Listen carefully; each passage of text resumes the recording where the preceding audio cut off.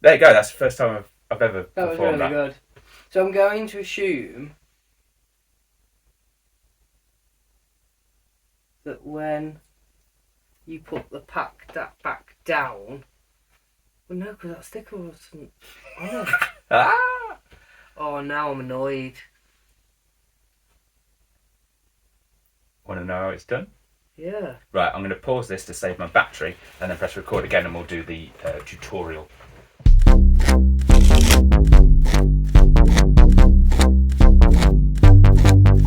The Great Woo, the Great Woo Ding, the Great Woo Ding's gonna do a thing. Hello and welcome back to the channel. It's been a day for you, possibly. It's been about 2 minutes while we readjusted camera angles. Here is the tutorial to the trick that... Go on, what's it called? What's the trick called? Sticking point. Sticking points. Sticking point. Sticking points. I won't say that again or else it becomes a sticking point. Here's what you need. You need a pack of cards, standard pack.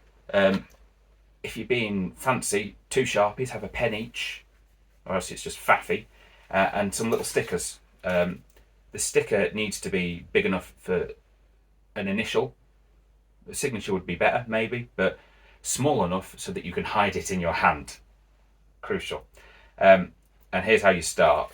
You need your, as the magician, your initial sticker pre-prepared. So I will write my initials. Oof. That is the squiggliest W you ever did see. MW, and stick it underneath your table.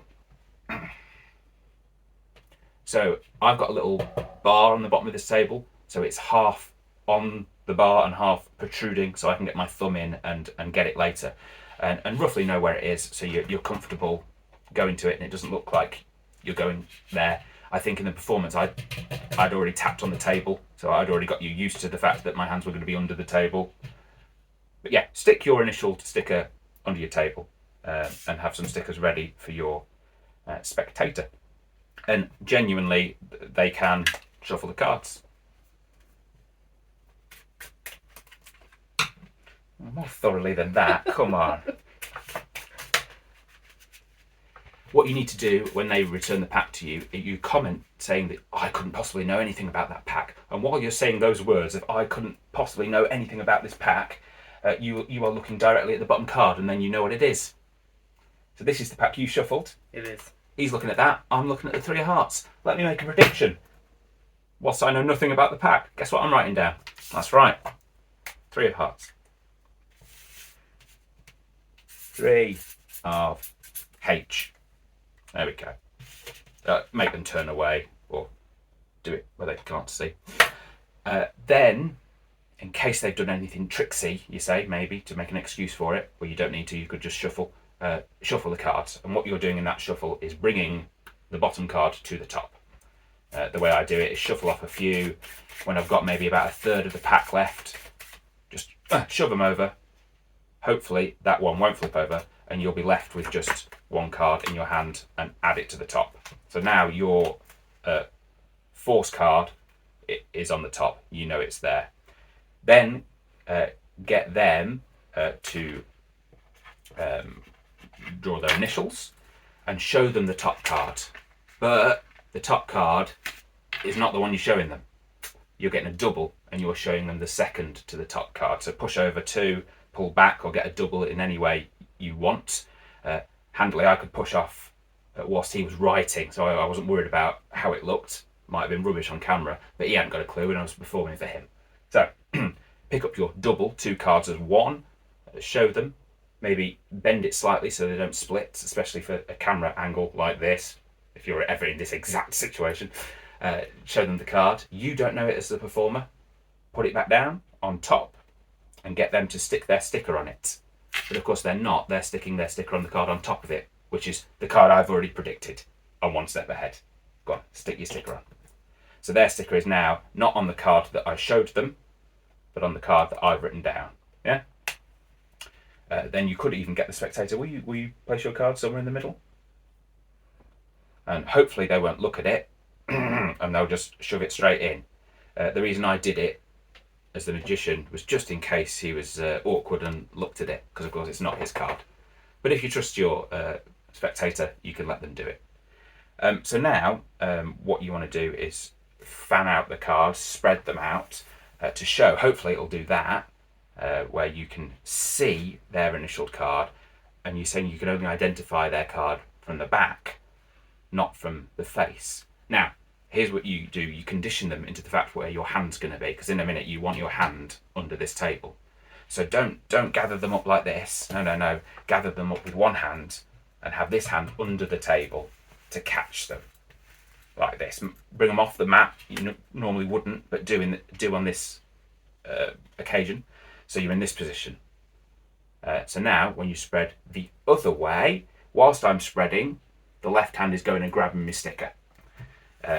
And you're explaining it doesn't matter seeing them face up, because I don't know what it is. I can only identify the card from the back.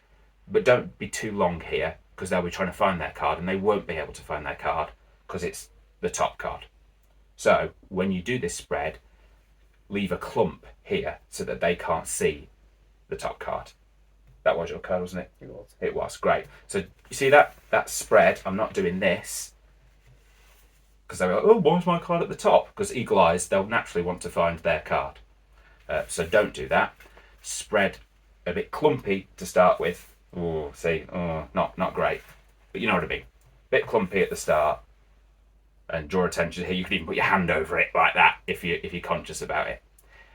Then you gather them with this hand whilst getting that sticker from under the table, being conscious of the noise it makes, and then you've got it stuck on your thumb, but in your fingers, so that when you gather this pack up, you're literally putting those cards on top of that sticker and sticking the sticker to that top card. Practice that a few times so you can hopefully get it more in the middle of the card. And that'll come with a bit of practice that I didn't have. So there you go. You gather them up and deposit your sticker onto that card.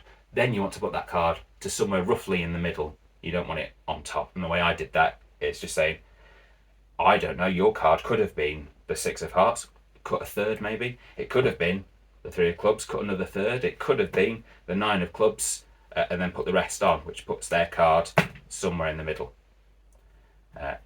Then spread face up and say for the first time, will you reveal your card? What was your card? The spectator will have remembered, because it won't have been a tutorial. It'll be a magic trick that they're actually involved in. But on this occasion, he has forgotten. King of Diamonds, was it? Yeah, sounds familiar. King. So he says King of Diamonds, and I say, well, no, you're wrong, look, because my prediction is the 3 of Hearts. Don't let them touch it at this point. Don't let them check anything. And you immediately find the 3 of Hearts. Here it is. No, you think that's your card? No, this is your card. Look, the 3 of Hearts. It's as I said. I'm the magician. I know what's going on. You haven't got a clue. That's not your card. No. This is my card.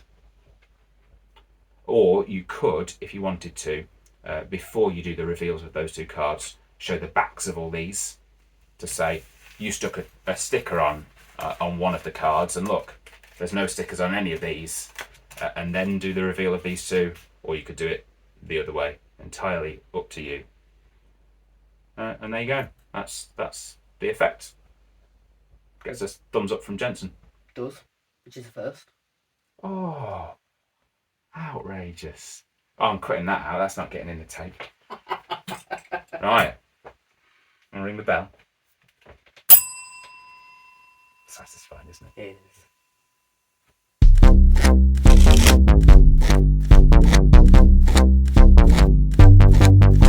The Great Woo, the Great Woo Ding, the Great Woo Ding just did a thing.